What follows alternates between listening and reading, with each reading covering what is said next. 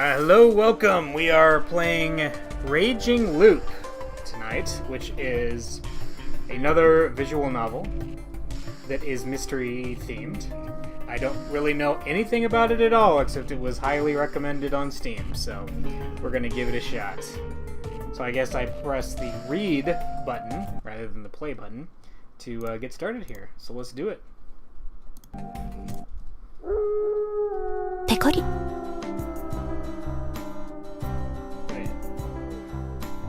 ようこそノベルアドベンチャーゲームレイジングループの世界へ Hello, I bid you welcome to the world of this visual novel, Raging Loop. Okay. Whoa, so this is a weird menu, so I can save. Yep, cool. 私は単なるどれに足らないインターフェース的キャラクターです。そうですね。リカコとでもお呼びください。Can I? As much as I like the Japanese voices and stuff, let's mute all the. Oh, weird. I can have all the characters' voice. That's kind of cool, but this is a game where I'm primarily going to be reading things, so. I am nobody special, honestly. Simply consider me part of the interface. You may refer to me as Rikako. You're most likely playing this game for the first time. This is true. And I am here to explain a few things about it. This work is quite strange, you see. It's recommended that the uninitiated take the time to read everything here. Well, I'm certainly uninitiated, so, let's see. Those uploading their gameplay should at least read the 4 videos and sharing section. Cool.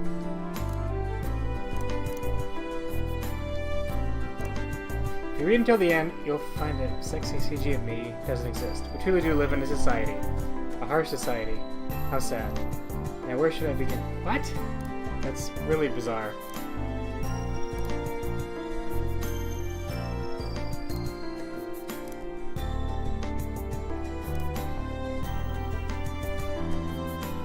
Yeah, I'm very confused. Now where should we begin? About videos or sharing? Yeah. Raging Loop is a visual novel, meaning that the story, events, and conclusions are very important. Because of this, it would be very troubling if someone uploaded everything to the internet. I'd be sad, very sad.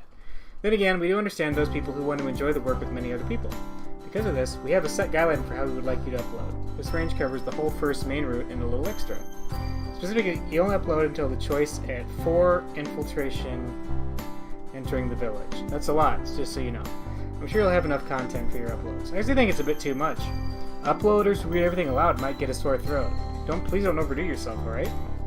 Also, if you intend to upload, please use the reminder function. If you have it set to on, when you reach the time to stop making a video, a strange sheep hops onto the screen and says, "End of the line!" We'd be grateful if you stop recording when you see him and try theorizing and arguing instead. This function is currently set to off. Okay, we'll set it on. Very well, I've set it to on. If you wish to change it, please go to 0, introduction, and come here again. Okay, so there's a certain point where I have to stop playing the game.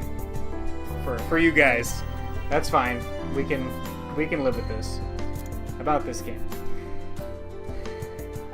Raging Loop is a visual novel. Much like with regular novels, the story is told through text, and the enjoyment comes from reading it. If you're familiar with the party games Werewolf and Mafia, this visual novel bears a close resemblance to those. Then keep in mind it's just that, a resemblance. Sincerest apologies to those who are hoping to play an internal game with Werewolf with 20 Super AI or Rikakos. I weep and bleed for you, truly, how sad. Of course, this is not merely a novel. As you carry on, you'll sometimes come upon choices which affect the story. It's quite amazing. These characters have lively depictions as well as voices, making it easy to immerse yourself in this world. To enjoy the voices to the fullest, or simply to avoid bothering your neighbors with the sound of anguished screams, please consider using headphones. The story is obscenely lengthy as well, so please take care not to be drawn in so thoroughly that you begin losing sleep. Obscenely lengthy. Actually, I did look up how long to beat for this, and it said that it was about 38 to 40 hours, so that checks out. Based entirely around fabricated murders and horrific scenarios. It's tailor-made for all you fans of suspense, thrillers, horror, and mystery. course, this is a work of fiction, so it has nothing to do with real people, groups, and incidents. It also includes fictional details about academic matters such as history, religion, mythology, science, and medicine. Relying upon it during exams will get you 0 points. How sad. Lastly, we don't endorse replicating the crimes and cruelty depicted in this work. Well, that's nice. This is a really weird intro. I'm very confused. There's nothing to worry about. Yeah, okay. Wait. There's nothing to worry about as long as you differentiate between reality and fiction. Okay, yeah, no, fine. I am capable of doing that. I'm very capable of doing that. About special functions. Allow me to tell you about Raging Loop's special functions. Raging Loop's story branches out in ways so complicated it might be hard to follow, but there's no need to worry. We have included a handy function called the scenario chart. You can access at any time by simply opening the menu, giving you an overview of the scenario. And that's not all. Using the chart allows you to move to any chapter you've already been to, anytime, anywhere. Now there's no need to save at every choice you come across. You can simply go back and choose again. There's nothing to worry about. The scenario chart function will be explained again when you have to use it, so don't worry if you don't quite understand it. Next up, keys. All branching in the story happens immediately when you make a choice. None of them start taking effect further down the line. However, some of the keys can only be unlocked in specific bits of information, or choices, called keys. Many might say that searching for these keys is one of the major goals in the game. Don't worry if you don't understand how to search for them, it'll be explained when you have one. Additionally, keep in mind that all routes unlocked by acquisition of a key will be open, even if you haven't saved after the fact. This also means that you can't load back to a state when you didn't have the key. Gotcha. This doesn't make any scene inaccessible, so it's not much of a problem, but it's something to keep in mind. For those commendable individuals who like to play without any keys, please refer to the data reset options. Use it wisely. Okay, about standard functions. In addition to the special functions, Raging Loop also has the basic functions you'd expect any visual novel to have. You can hide the text window, see the backlog, load, and save. Skip, read text, skip to the next choice, and so on. Saving and loading work as they normally do. There's an autosave function as well, but only save each time you enter a new chapter, so don't rely on it too much. Hey, I grew up playing Sierra adventure games like King's Quest, and Space Quest, and Police Quest, games that delighted in ruining your entire playthrough after you made one minor choice, so I'm a veteran of saving obsessively. That was one nice thing about Shiranagasu Island, was that there was like only really one main story path, and everything else, the other quote-unquote endings, were just weird cul-de-sacs that you had to come back from. Alright, I think, are we ready then? Next are the options. Alright, yeah, we did all that. I'm not... It's a sheep. Hey, it's a sheep with a cigarette. What? I'm good, let's go. Let's do it. Let's do it, Rikako. Phew, that sure took a while. Thank you kindly for reading this far. Anyway, let's begin the story. This is so, like, bouncy and upbeat, a way to start the story. And, you know, she's talked about how this is going to involve murder and nasty stuff like that. So, yeah, that's going to be interesting. Okay, well, how about we get ourselves started, huh? Beyond the pockets of mist and hazes of blood, at the end of the ever-repeating despair and grief. Ah, loop. Ever-repeating. Mm-hmm. You know what's funny is this game's called Raging Loop, and I just bought Loop Hero. So, at the time of this recording, is a fairly recent game, and I've been having a lot of fun with that. So, I'm playing 2 Loop-related games right now. Please come and witness the truth of the werewolf village with your own 2 eyes. Bow. I'm glad that's not even onomatopoeic, just bow.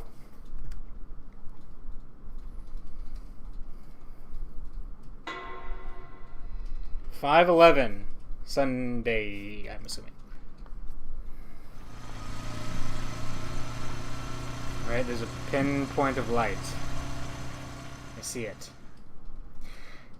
I closed in on the side of the road and killed the engine. It was steeper than I'd thought. My bike was on the verge of giving out. So I pushed down and deployed the kickstand. Is that your motorcycle? Okay. Welp. I'm sorry. Yeah, that's a very Japanese statement. Welp, I'm lost. Maybe taking a ride down an unknown road with no sat-nav on me wasn't such a good idea. I'd followed the roads, so I figured I wouldn't get lost. But now, I was in some deep shit. No, cool it. This isn't a big deal. I sighed, took note of the fact that I'd gotten lost in my pocket journal, and then pulled out a map. Is that... Yeah, like, the few times I've gotten lost, I pull out my journal, and I sit there and talk about how I feel about being lost. I don't know. That just... I'm glad someone else does that too. Suddenly, a rush of memories flooded into my mind. Oh, interesting. So I need 4 keys to remember something? Okay, well, forget it for now, I guess. I somehow kept myself from remembering those things. After all, I'd gone on this trip to forget. Enough of that. I gotta focus on what's happening right now. Okay, so our character is named Haruaki Fusaishi. Life is simple, just like this road. It's dark and there aren't any guides, but that means all you gotta think about is whether you go forward or back. Going back wasn't an option in this case, so I just moved forward. Still, I wanted to know where I was, at least, so I looked down at my map. It was all Greek to me. Last time I'd seen a sign, it was still light out, meaning that I'd gotten lost after the sun had set. Sure, it was my own fault for just guessing which intersections I'd been passing through, and that had taken me 2 hours to conclude I was lost. Crazy to think that just 2 hours of aimless driving got me almost completely surrounded by mountains. They extended as far as the eye could see. If you flipped the scenery upside down and shook it, it's unlikely even a shred of civilization would tumble out. Besides the asphalt below, my sweet ride and the lamppost above, the first one in a while, mind you, there was nothing man-made here. The pocket map I had wasn't detailed enough for me to figure out where I was. I guess I'll just keep driving. Oh, he put his motorcycle helmet back on. Yeah, he's like very dramatic. I think he's a little bit of a drama queen. I guess I'll just keep driving. I'd go as far as I could. Worst comes to worst, I could just camp at the side of the road.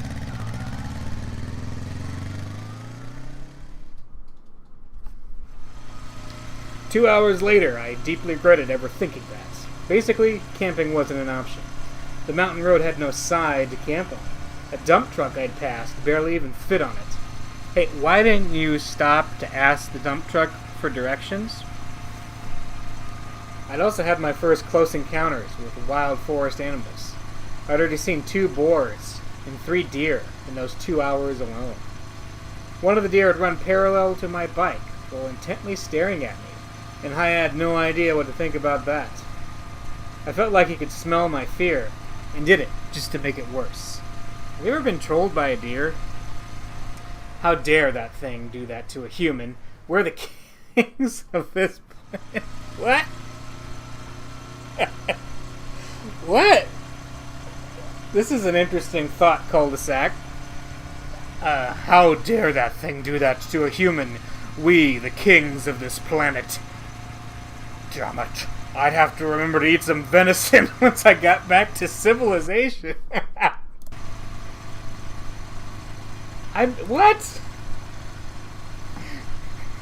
Mark my words, dear. I'm gonna go back home, and I'm gonna eat one of your relatives. And I'm gonna enjoy it. Anyway, camping out here was a bad idea. I'd end up as either roadkill or animal food. And yet, I didn't back out. Why? Because I'm a pretty warped sort of guy, and I won't pretend otherwise. That was actually the reason why my once comfortable relationship had gone awry, and why I'd gone on this stupid trip. But you had a comfortable relationship? What happened? Still, despite acknowledging that, I chose to keep moving forward. Wasn't like I'd find a place to stay if I went back. I was actually starting to think that this experience might make a good conversation piece sometime down the road. It was really getting late at this point. Where would these roads take me anyway? it'd probably be disappointing. Soon enough, the road became flat. I was out of the mountain pass. The forest remained abundant though, so I still didn't see much. Even so, the street lights and signs were enough to make me feel I was again nearing civilization. Was streetlights the right expression for lights in a forest? I'd have to look that up. As the road grew less rugged, I realized just how exhausted I was. All this bike handling had left my hands really sore, too. I really had to rest. Suddenly I saw something unexpected. Powerful, colorful, artificial lights. A convenience store? Yeah, that's exactly what it was. It was next to an intersection between the road I was on and another, even thinner road.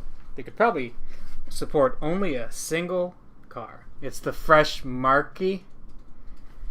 I'm assuming that's supposed to say Fresh Market. Yeah, why can't this guy get a date, you know?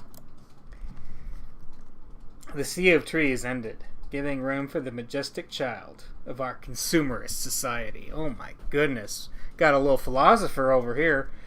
Yeah, that was an exaggeration. Apparently even a damn store was a big deal for someone who just stepped out of the wild. It was called Fresh Fresh Marky Mark and the Funky Bunch? Bismarck? Like what? I'd seen several of them a few times during the day. It was probably a local franchise. The building didn't look all that old. At least the parking lot looked a lot smoother compared to the roads. This was a pretty weird place to build something like that, though. Was I close to the settlement, or did they actually make a profit off of lost travelers? I just asked that, or something. A local shopkeeper was bound to know what was around these parts. Not to mention, I was thirsty. I was welcomed by a weird chime sound. It looked like a normal convenience store. There were goods on the shelves, a counter on the left, and a big, nasty werewolf. Oh, no, wait, not yet. Whoa!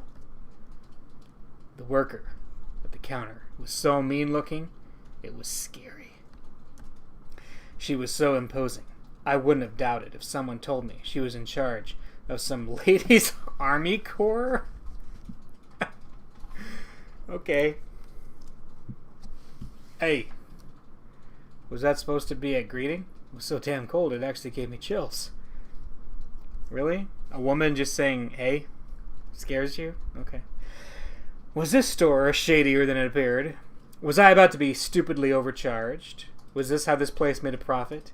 By taking advantage of lost people and basically beating them out of their money? Whoa, buddy, I think we've jumped to like 3 or 4 different conclusions beyond what we should. Like, it's okay. It's okay. I'm with you. We'll get through this. Shit. That was scary. Clearly, the Wonderland had only just begun. Woohoo! I sure was excited for the beating. I grew more nervous and less enthusiastic by the second. I braced myself, but she just looked down at a magazine in her hands. Oh. So she was just a slacker. My gosh. Who is this guy? You know, I think I want Senecada back. I don't know about you guys. Slightly disappointed, I walked around the store. It was about what you'd expect. There was a small shelf with energy drinks, followed by some stationaries, travel goods, sanitary stuff, etc. There were sweets that came with toys, a shelf of cup ramen and dried food, a fridge, a freezer. It all looked normal. It was late. So the daily dish and packed lunch section was completely empty. The only special thing about this place was the section full of unpacked vegetables you'd expect to see at a greengrocer's. Maybe all rural convenience stores were like this? I was slightly surprised by that, but there weren't any local fine foods or anything, so all in all, it was an unremarkable store if you ignored the clerk anyway. Took a drink and brought it to the register. She got a cigarette now? Oh, yeah, she does. Yep, she really was the highlight of this place. What kind of clerk smokes while dealing with a customer?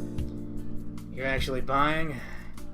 Yes, I was actually buying. She was the clerk, and I'd be her god, the customer. What? Oh my goodness. 126 yen. She didn't even scan it. This exchange was at the mercy of the clerk. God is dead. Maybe I had to get mad at her. Can I ask something? Yeah, that's getting mad. Can I ask something? Woman who intimidates me? I'm kind of lost right now. I quickly turned meek. Yeah, no kidding. Where can I find the nearest town? There. Don't you have a map or something? We don't. Man, this woman. Oh. I'm not sure I believe that. Convenience stores often get asked for directions. You must have a map handy. That a roll? We don't have one. Go back wherever you came from. I've been lost for a few hours now. I don't think I can keep it up for much longer. Sleep on the floor or something. She had to be joking. I appreciate the sentiment, but I'd rather be on my way. Are you sure you can't help? Ugh. Alright, just wait. The clerk put out her smoke in the ashtray and went to the staff-only area. She came back in no time. Found it. She did have a map. Of course she did. Even more ill-tempered than usual. The clerk started giving an explanation. This here's this store. Go to the north of the crossroads. You'll find an overpass soon enough. Cross it. When you come to a fork next to a giant boulder, turn right and head straight. Huh? On this road? What of it? There's nothing there. There's a settlement. It's just not on the map. Do you know any other places? There's Fujiyoshi, but it's 2 hours through a mountain pass. This one's about 30 minutes away. Fujiyoshi seemed to be a village. It didn't look too far away, but the road leading to it was a huge branching mess. It was clearly just a paved mountain pass. I'd had enough of those for one day. I'd probably just get lost again. I'll go to that one then. Thank you. Money. Excuse me? You didn't pay for the tea. Oh, here's 500 yen. Ding! Rustle. Jingle. Why did you put the change in the collection box without asking me? Having too many coins is a pain, ain't it? That was a hell of a line. I casually thanked her, grabbed the plastic bottle of tea, she didn't give me a bag, by the way, and left the store. That's the real horror, is poor consumer experiences. Are you scared yet? I drank the tea in the parking lot and looked up at the moon. It's a full moon, and they said something about werewolves. Obscured by clouds, but still bright enough to outshine the light of the convenience store. The clerk put me in a bad mood, though, so I didn't enjoy the sight. I threw the bottle into a nearby trash can and aggressively drove away. Passive-aggressively drove away, that is. Following the directions, I crossed the overpass and arrived at the first fork in the road. The byway she told me about was really narrow. I probably wouldn't have noticed it if it not were the tall boulder standing there like a roadside shrine for some traveler deity. Turning carefully, I got on the road. A minute later, I found myself in an even worse wilderness than before. A veil of dead leaves covered the ground. Tall grass sided the path, and the sky above was blocked by overgrown shrubs, making it feel like I was passing a wooden tunnel. The road itself was a huge red flag. It was a wonder why I didn't just turn around. The exchange from before might have pissed me off more than I thought. Still, I didn't expect the road to just end. It happened about 15 minutes in. The view ahead turned strangely dark, and a split second later, the bike tipped forward. Red. I reflexively hit the brakes, but it was too late. I started going down a cliff. My bike tilted downwards, and its suspension was put to the greatest test yet, as we basically tumbled down to the bottom. The headlight shone on some dirt and grass. I knew then that I'd be flung out of my seat. Stifling a scream, I tried to work some steering and brake magic to slow down without collapsing, but that was too big of a task for a simple road bike. At the bottom of the cliff, it jumped higher than before. The suspension couldn't handle the impact, and I was launched into the air. A moment later, I heard a crash and felt an impact, after which came an unpleasant Damn it. An accident where I was flung out like that was a first for me. The launch was really something, too. I did a 360 in the air and fell on my back. My breathing stopped for a moment, and my pain was so bad I thought all my bones had shattered. My face and limbs seemed pretty fine at least, though I wasn't sure if that counted as a silver lining. There was grass under my hands, I felt it, even through the gloves. That and the smell of green made it pretty clear what I landed on. I pushed down and my hands sunk. This grass growth was pretty hefty. It was probably the reason why I came out relatively okay. Sure, my joints creaked when I stood up, but aside from that, it was fine. It was really dark, so I couldn't really confirm it, but I was pretty sure I wasn't even bleeding. My bike, however, wasn't nearly as lucky. Oh boy. It was lying on its side a short distance ahead. Nope, I skipped something. The engine was still on. The back wheel kept on turning, making an unpleasant, fricative noise. Yep, it was busted. I walked up, killed the engine, and took the key. Put the headlights off. I was surrounded by absolute darkness. So I just stood and waited until my eyes adjusted. Still couldn't see very clearly, but it looked like this actually wasn't a cliff. I was still on a road. It just wasn't paved beyond this point. Obviously, a road bike stood no chance against an unpaved road. That woman actually tried to kill me. Oh, don't be so melodramatic. Oh, he'd be a lot of fun at a restaurant.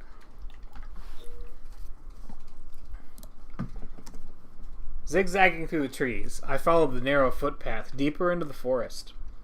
I tried getting my bike up and running again, but instantly gave up. It was partially stuck in mud, so there was the risk of it slipping and getting me into another accident. Maybe I had to turn around. The moment I considered that, I thought I saw a faint light ahead. If that woman wasn't lying, this road led to a settlement. Was I close? I reached into my jacket pocket, took out my phone, and opened it up. As you'd expected, I was out of range. I ran the light app and shone a light to see better. Though weak, it was better than nothing. At the very least, it helped me watch where I was going. I had no idea how long I'd been walking for, but sure enough, I could see a light beyond the shrubs. It was weaker than expected. A flashlight, perhaps?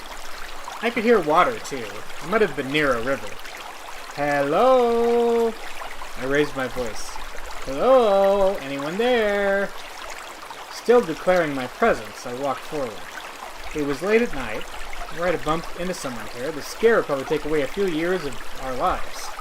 That was why I figured it was best for us both to let the other know we were here before that happened. However, there was no response. Couldn't they hear me over the rapids? Hello? I shone my light ahead and realized I'd made it to an opening. Sure enough, there was a river, or a stream, rather.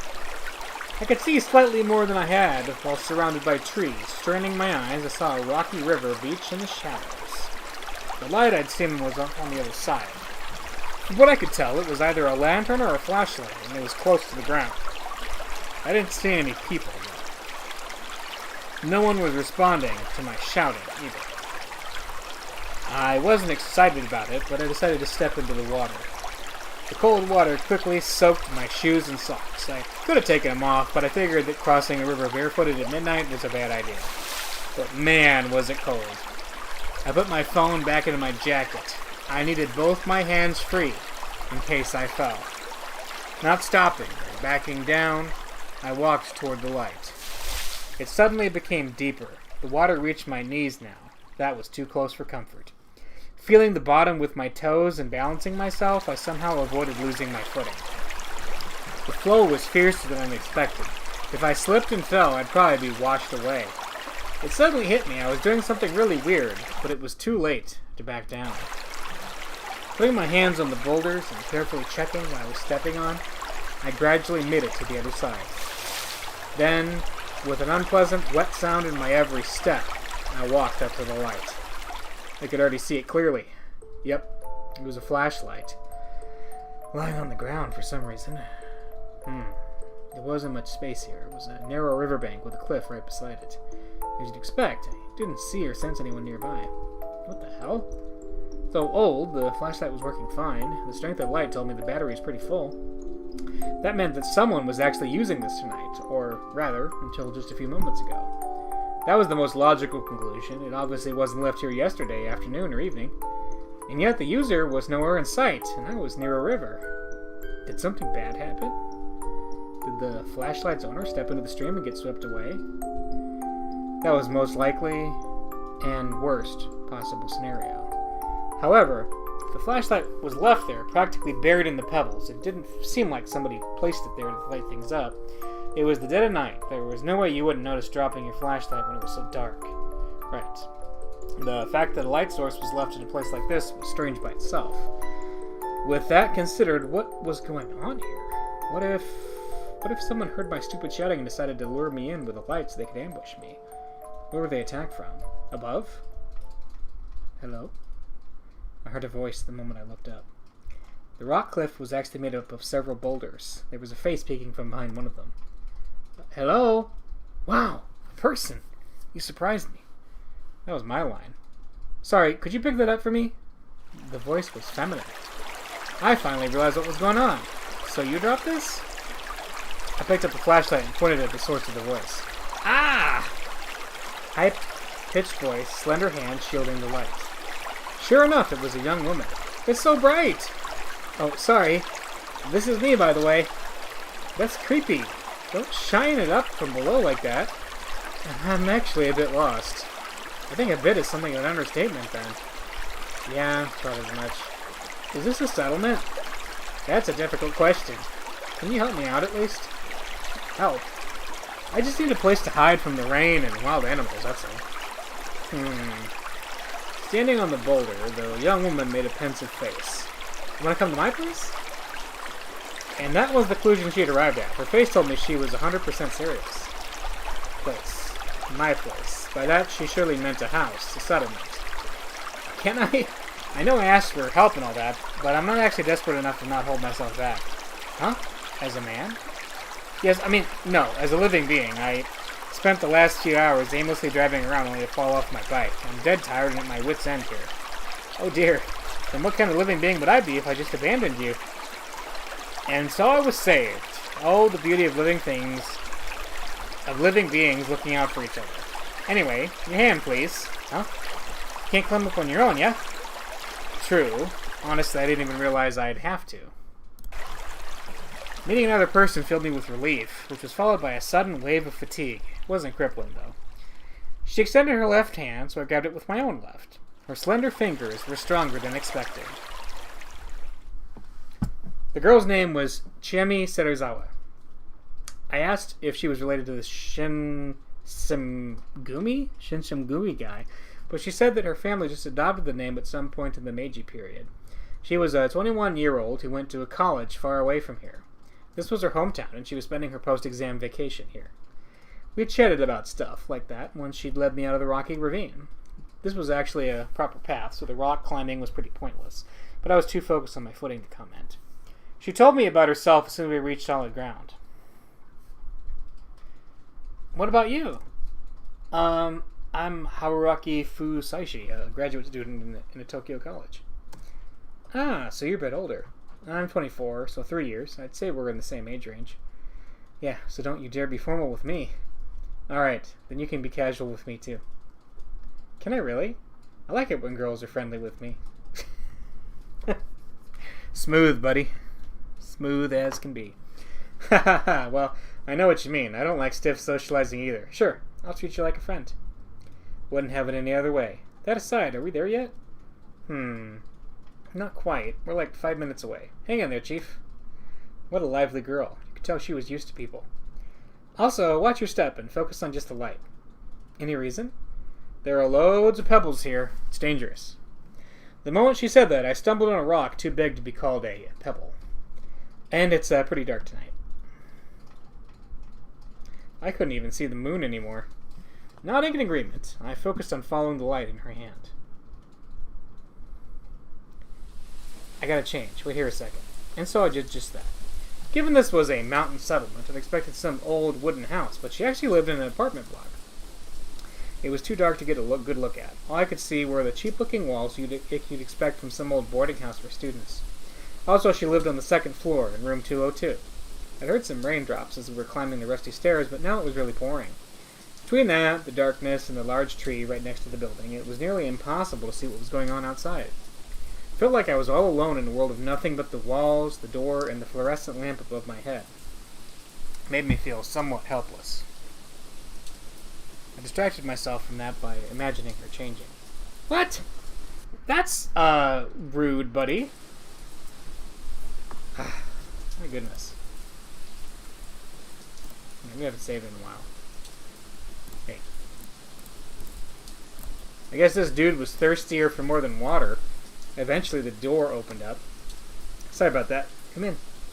All smiles, she showed herself. Now she's wearing sports clothes. This was kind of exciting. Look at this place. It's completely empty, huh? Yep. But get a load of what's in the fridge. Magnificent. Let's drink.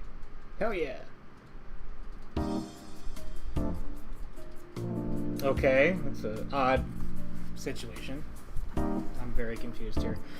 Yeah, her place really was empty. It was just a small room with a low table in the middle, a fridge near the door, and a large duffel bag deeper in. There were 2 old-looking bookshelves, too, but they were completely empty. I wasn't bothered one bit, though. Any girl's room was a wonderland to me.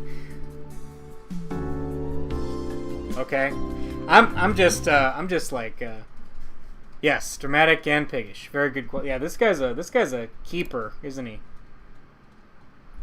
Hello. Hello. Anyway, you went through some big trouble, so I'll drink to you. Wait, what are they drinking? Lemon shut something? And then there's something about Toga beer.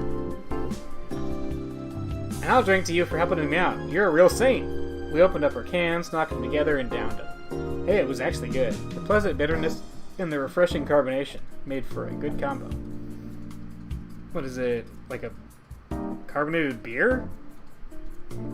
So good. I live for this. Come on, you're too young to say that. Yeah, you're right. I'm not despairing for my future or love life yet. You hear that? That's the sound of job hunting. It's a-comin' here fast. No, don't say that. You'll ruin my beer. She laughed and took a huge sip. It was pretty clear she could hold her drink. That aside, though, something really bothered me. This might be late for this, but can I ask you something? Go ahead. Her cheeks were already red. Maybe she didn't handle her liquor as well as I thought. She had a well-featured face, and I didn't think it was wrong to consider her beautiful. Sure, her clothes weren't the least bit sexy, but I could tell she had some makeup on. Okay. What is it with the, like, protagonists in these visual novels being creeps or, like, oversharing their thoughts with us in the audience? Let's say that. To you, I'm just some stranger who says he's lost, right? Yep. And you yourself are a young woman who invited that stranger into an enclosed space and started getting drunk. Oh, don't you think this is dangerous? She kept gulping the drink even as she formulated a response. The very fact that I could just watch her do that made this a pretty risky situation, and yet, I wouldn't say so. But, time for a Chiemi Serizawa quiz. Yay! Here's the question. My virginity is threatened, yet I don't feel like I'm in danger. Why? What a fun girl. Really? I would call this uncomfortable, not fun. This only made me like her more, increasing the danger even further. Am I allowed to ask questions? Sure. Can I just assume it's not because I look like a good guy? Well, I don't think you look like a bad guy, but no, I doubt you're good either. You look experienced with women, for one thing. But an unintentional compliment showed that she actually did see me as a potential danger. I wouldn't take that as a compliment. I'd take that as you look a bit like you're on the prowl? I don't know. There are 2 types of answers to this. Either you expect nothing bad to happen, but wouldn't be bothered if it did, or you actually want something to happen. I can think of several situations for the former. For example, you're actually on the edge and don't care about what happens. Or maybe you're just confident you can defend yourself. Maybe you know martial arts. You can easily kick my ass. Ah, logical. Let me guess, you're a scientist. Well, I guess you could say that. Now, for the latter, if you intend for something to happen, then I'm a thirsty perv or something? Wow, talk about not mincing words. Ha! I blame the booze. So what else is there? Indeed, what other reason could a woman have to bring a stranger to her home? Surely be something non-standard like, you want to use me somehow. For example, setting me up as an alibi. I could be useful to you by attesting that you were here. Oh, that's so shrewd. Or maybe you're a serial killer who brought me here just to get me drunk and kill me. Ha! So I'm so evil mountain witch now. Sounds great. I'll kill you for real good. Splosh splosh. What kind of sound effect was that? By the way, you forgot another case. I did? Yep, I could just be a really good person who simply wants to help you. Was it time to be ashamed of my... Yes, actually, it's far past time for that, buddy. Far, far past time for that. It was like 5 to 6 thoughts ago. But wait, is that really important enough to risk being assaulted? Oh, so you're thinking of assaulting me? I'm just talking in general, you know, the cliche scenario. She stopped talking and turned red. It was so cute, I thought she was actually doing it on purpose. Man, she was drunk. We were just in our second cans. How about this? If I don't let you stay here, something even worse could happen, and I'd feel real bad. Care to elaborate? Well, there's some scary wild animals and not werewolves, definitely. You might have gotten torn up and eaten. That had left a bad taste in my mouth. So I figured I'd let you stay here instead. I see. So you're balancing risk and goodwill. Didn't expect that. Really now. You got any idea how much of a bad guy you seem now? Huh? I do? Yeah, you do. I mean, you assumed I was a thirsty perv, a serial killer, and needed an alibi for, considering I was just a nice person. Hey, you left one out. He also assumed you were a secret martial arts master. You're the one who brought up the perv thing. Details. So what's the right answer? Huh? We're just messing around now? Get it right, and I'm giving you a present. Get it wrong, and you're dead. Splash, splash. Seriously? I like the alibi. Ding, ding, ding, you're right. I knew it. Seriously, what'd you think I was doing there so late? Weren't you suspicious? Good point. Assuming I was up to something really bad, your testimony would help hide it. How convenient. Whoa. Or maybe this settlement you stumbled into was actually the haunt of a murderous psycho. Happens all the time in B-grade horror flicks. And by saying you'd kill me if I got the answer wrong, you just spoiled the whole plot. It was you all along. Oh no, I'm such an airhead. How embarrassing. Now I gotta kill you to make sure no one finds out. Winners get death too? Huh? And me as a prize instead? Nope. Oh no. Anyway, this girl was actually pretty sharp. She really had a way with words and knew how to capitalize on it. Almost felt like she was implying that I couldn't let my guard down just because I was a guy. I admitted she was pretty damn attractive, but I felt like I'd have more fun just talking about loot stuff than acting on it. Oh, this whole situation hurts my mind. Okay. Wait, what? 5/12, Monday.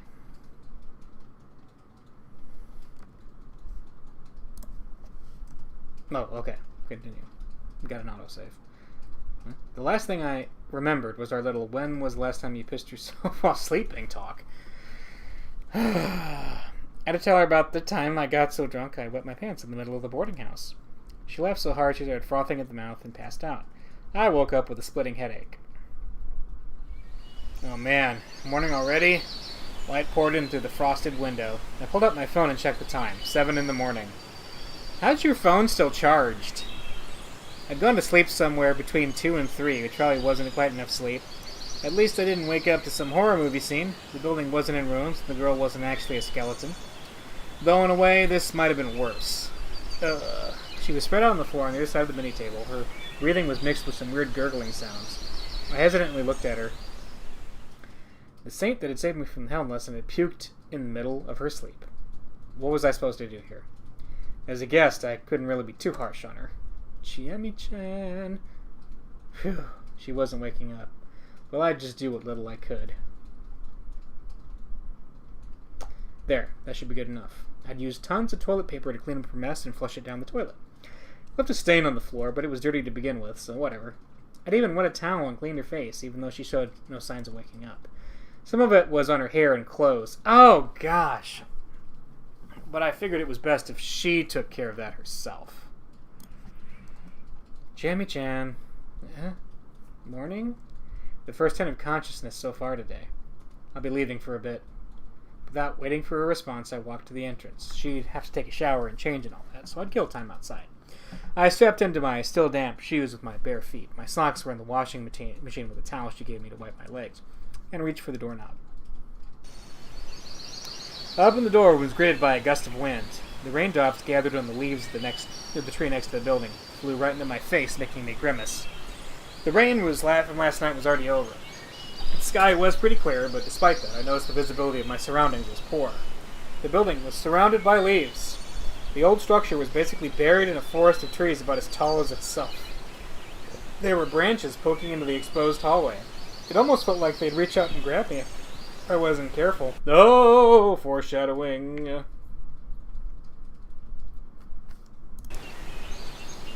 Turned around and saw the room and Shammy just as I left them. Yep, it was all real.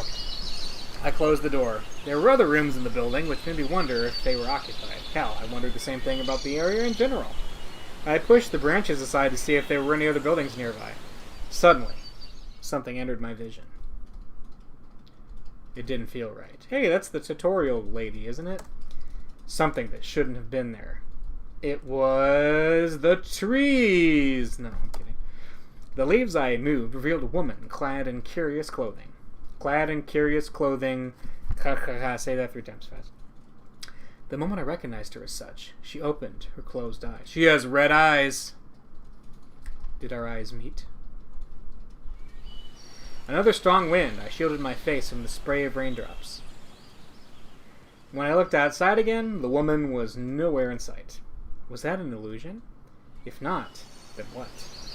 What kind of place was this? It could have been a real Hicksville, a marginal village, a bunch of actual ruins, or an illegal settlement. I had some theories, but I set them aside for now. It seemed like a place worth exploring, regardless. I went down the stairs and found no sign of the woman, or anyone else for that matter. A short distance away from the building, I turned around and sure enough, it was pretty much covered in trees. I went to the place where I saw the woman. There were footprints in the grass here. Maybe I'd find her if I followed them. They led me to an open area. It was unused, but it looked like someone was trying to do something with it. Was it supposed to be a construction site? Even if it was clearly abandoned. There were large rocks and lots of sediment near a prefab. From what I could tell, there had been a giant landslide which forced them to stop construction. The fact that plant growth was still minimal meant that it happened fairly recently. The footprints seemed to be going down the hill next to the site. Following them, I finally saw something that could be called civilization. There was a set of paddy fields with houses nearby. So this actually was a settlement. What a relief. I decided to keep following the footprints and approach the settlement. Came across another unpaved path that was clearly used by people and cars. It was lined with weeds and bushes reaching up to my waist. It was home to caterpillars and grasshoppers, among other things. And if I stepped into the tall grass, I'd have to fight some Pokemon. Spiders were no exception. There was no shortage of insects there, so it was a good place to run at.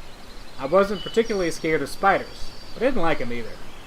At least they were just harmless orb weavers. Regardless, I avoided those bushes just in case and followed the path like the good city boy I was.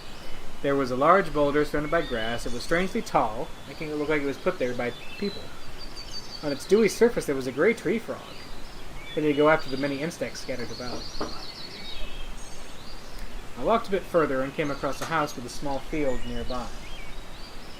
The field's location made it safe to assume it belonged to the inhabitants.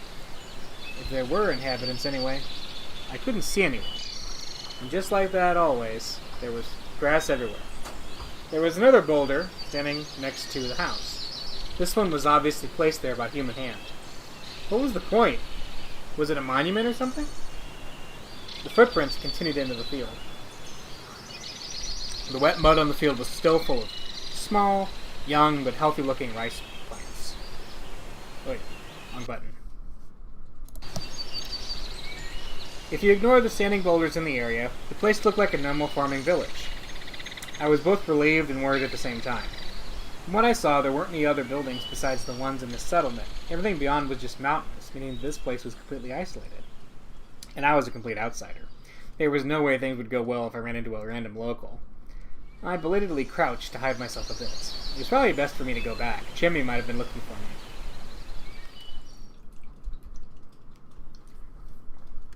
Suddenly, I heard a sound.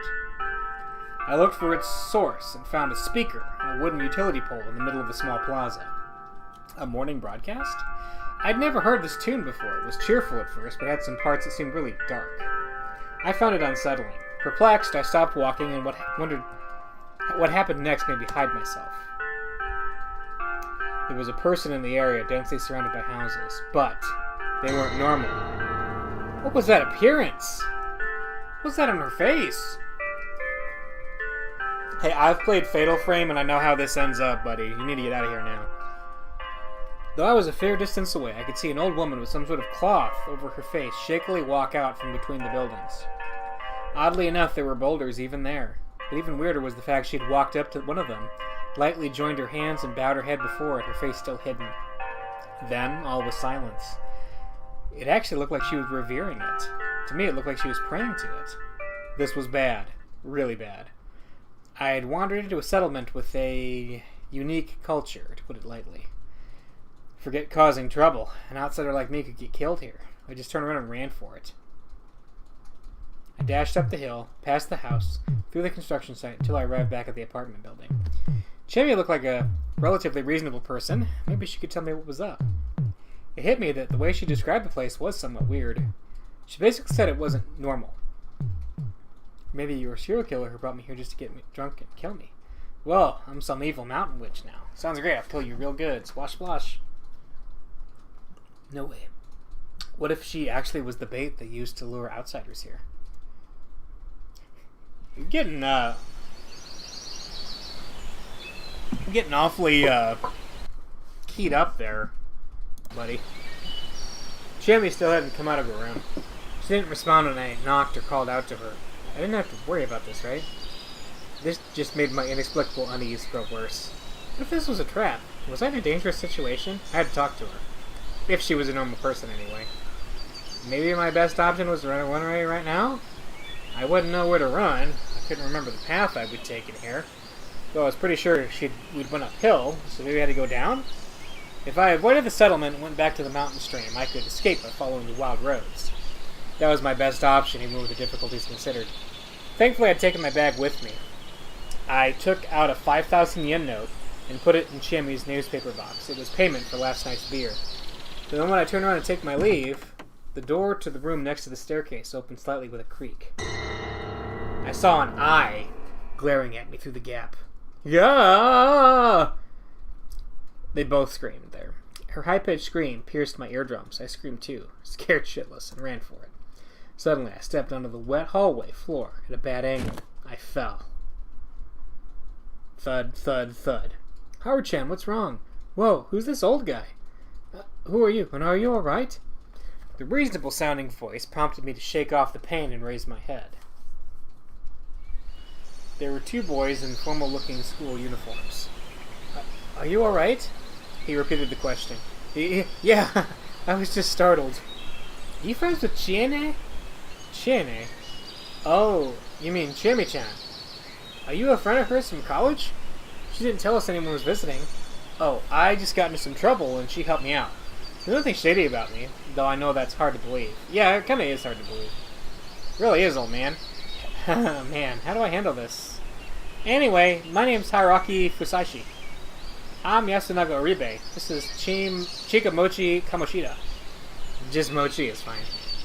Good to know. If I called him that, maybe he'd stop calling me old man. I was only 24. And this is Haru-chan. What are you doing? We don't know him. Apparently this Haru-chan was the person who looked at me through the gap in the door and screamed. He seems safe. Come out. A moment later, she slammed the door shut, and after a few moments of hesitation, opened it again. Okay. Whoa. She looked like a student, too, except her fashion sense was exceptionally flashy. Who are you? Name's Haraki Fusashi. I crashed my motorbike nearby. Chimmy Serizawa-san helped me out. Wait, are you saying you spent the night in her room? Yeah, I did. She cut my words short with an ear-piercing shriek. So that's why it was so noisy. What were you thinking? You're not supposed to enter an unmarried girl's room. It's indecent. Yeah, I was hesitant too, but Chimmy-chan was kind enough to let me in. Why are you acting like you've known her your whole life? Wait, she's not getting out. Don't tell me you... There's a 5,000 yen note in the door. Ah! Don't tell me you... No. She just gave me lots of booze. I'm paying back for that. Chan, the body's worth way more than that. How dissolute. What the hell are these kids saying? Hey, can you help me out? You drank with a girl you just met, and she's not coming out? Crap. I had no allies here. What's going on? And so the subject of the conversation joined in. Oh, Chimmy-chan, can you tell them what happened last night? Something was off about her aura. What happened to the lively girl she'd been yesterday? Well, she's hung over. Obviously. Chimmy, did you... Man, this is embarrassing. Whoa! Wait, hold on. Stop! I can't be a bride anymore. Ah! Man, what a mess. Though Chiami's face was all pale, she was actually grinning. She obviously had a bad hangover, but that didn't stop from messing around. After calming everyone down, Chiami explained what actually happened. How we met in the middle of the night. How she let me stay out of Goodwill. How we drank ourselves silly, and how nothing happened between us. Man, it's been so long since I drank that much. Guess I wasn't prepared for it and puked it out. Sorry I had to see that, Haruaki-san. Hey, I don't mind it. That Haruchana girl still looked at me funny. Absurd. Anyway, sorry. I was so tired yesterday that I couldn't refuse her kindness. Well, this is Chiami we're talking about. She does whatever she wants. He's got good reason for being here, too. So maybe the elders will understand. Where did you find him, anyway? Well, next to the river, further down. My words made everyone change their expression. That's a big deal. 2 people over just 2 days. Did I say something bad? It was gonna get out sooner or later. We made quite a scene, so I wouldn't be surprised if everyone in Yasumizu already knows. Hey, what do you mean by 2 people over just 2 days? Don't touch me, you're filthy. I wasn't trying to touch her, and I wasn't filthy. Sure, I hadn't had a bath in over a day, but still. Hey you, why is it a big deal? Taibei is gonna go eee! Well, that sure sounded bad. Can you tell me more? It's a bit complicated. For now, just keep in mind this is the countryside. Things are different here than in the city. This guy here was Oribe-kun. Ignore Chiami, and he was the easiest person to talk to. What should I do? So just leave it to me, alright? It's time for students to eat, isn't it? Huh? But I want to see where this mess goes. No, you don't. Just go already. We'll catch up. Well, I guess it's best to go separately. There's probably going to be some disagreements. Yeah, I knew you'd understand, Yasuda-kun. Take care of them for me, alright? Sure. Stop treating me like a child. Yeah, I swear I'll poop on you. What? Okay. Okay. Let's just keep going, you two. Yeah, let's just keep going. Let's just keep going. And so the students walked off toward the stairs. It was kind of easy to tell what sort of relationship they had. Anyway. So they live in this building, too? Yep. Student dorm, you know. A student dorm in this Hicksville? Still, my senses had betrayed me. There actually were other people here. By the way, you didn't run into anyone else and get in trouble, right? Yeah, I was careful on that front. Good. Let's get ready to go to the dining hall. Oh, for breakfast? Nope. Eat your breakfast now. We'll go to the dining hall to introduce you. Huh? To who? To whoever has a problem with an outsider coming from Saranoga. Oh, so like that Teiba person? I'm in your hands then. It's fine. If you're that grateful, keep what happened this morning a secret. Sure thing. What's Saranaga anyway? That river?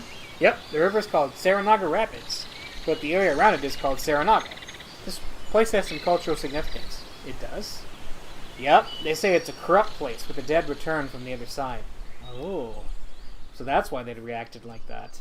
Any other rules or customs I should be aware of? Oh, there's lots. You just leave everything to me, alright? Gladly, on all fronts. If I may ask, am I in danger? Nope, but you should try to escape before something unpleasant happens to you. And you're gonna lay the groundwork for that, huh? Yep. The settlement I'd stayed straight to was a weird place, but at least the guide was unreliable. And she wanted me to leave as soon as possible, huh? That was depressing. Chiami gave me some cup ramen for breakfast. She boiled the water in a small electric kettle. The girl herself was too hungover to eat anything. I did take the opportunity to pay her back for last night's drinks in person, though. Then we made our way to the dining hall. What are these boulders? They're like charms, I guess? They've been here forever. I've never seen anything like them anywhere else. Oh yeah, I guess they're kind of unique to this area. She led me along a narrower path than I'd followed earlier. It didn't seem like any cars used this one. It was very farmy, I guess? This area was also littered with boulders. Some were cracked, broken, or half buried in the fields. They were clearly religious symbols, but it didn't look like they were that important these days. Or were they? Now that I knew I was safe, I once again became curious about this place. Oh, there's a person. He was working on the field. That's Takumi Ni-chan. Morning! Shimmy waved her hand. The man responded, but then froze midway. Let's go. Are you sure we should? That guy looked pretty surprised to see me. Don't worry, he'll be at the dining hall soon. We'll explain things then. Well, she said so. As an outsider, I had no choice but to rely on her. This was the part of the village I saw this morning, where the buildings were more densely packed. I didn't notice back then, but it was actually kind of weird. Basically, it felt desolate. The wooden bungalows in particular were more or less overgrown, buried in tall grass and other greenery. If this was all I saw of the village and someone told me it was abandoned, I'd have easily believed them. However, two of the buildings stood out. There was a hall right beyond the hill. It wasn't that big, but it looked grand and well maintained. The other building was obviously the dining hall. It looked a bit dirty, but I could tell there were people inside. From what I could tell, it was the most lively place in this poor excuse for a community. This poor excuse for a community's hicks. Suddenly, the three students walked out, chatting about something. Ah, Chiene and Fusaishi-san. Morning again. Aren't you late? We took forever because Mochi doesn't stop saying nonsense. Yes, I am evil. Give me miso soup. Okay. Oh, you'll make it if you hurry. Behave in class, you guys. Half dashing, the three ran up to the path we came from. They're all in high school, huh? Yep, there's a branch school all the way up the mountain. I was going there myself 3 years ago. Sounds like a hassle. It's not all bad. At least we get to live in that dorm. Jimmy was entirely straight-faced. There wasn't even a hint of a smile. Alright, let's get psyched. Yeah. I'm not convinced. We laughed a little and passed the curtain. Welcome. Oh. The inside was as aged as the outside, but it looked well maintained. Is he a visitor, Chami-chan? The hostess looking lady asked. Though somewhat aged and fatigued, she was definitely beautiful. There were two others beside her. One was a lady in her 70s or 80s.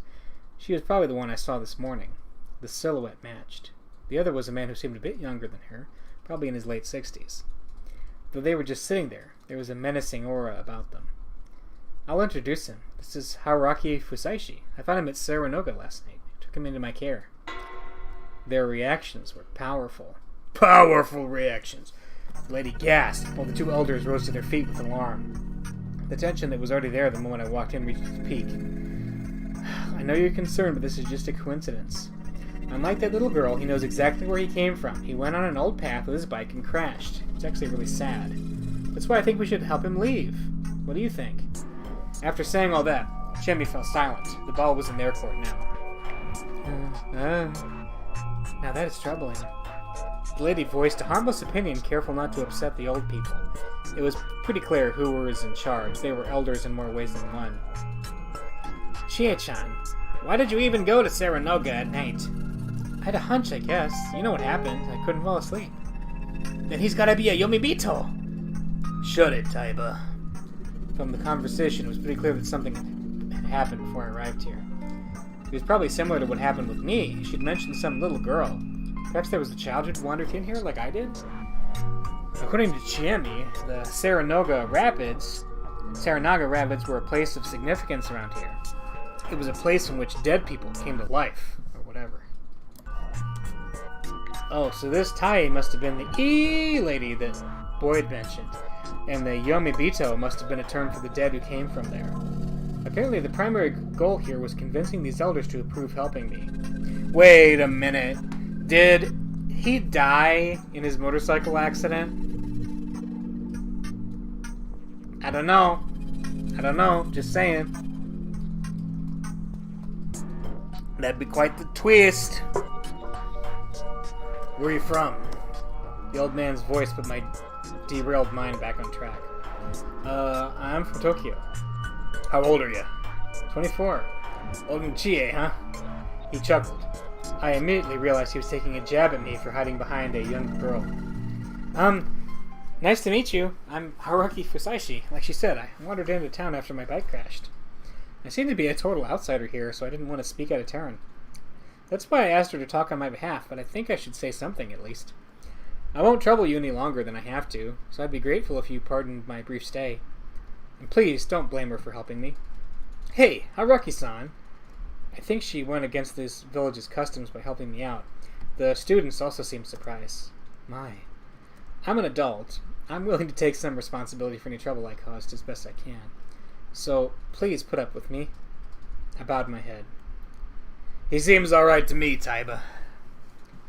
Don't know about that. Look at his hair. All colored brown. Shit, I forgot I didn't look very presentable to more traditionalist people.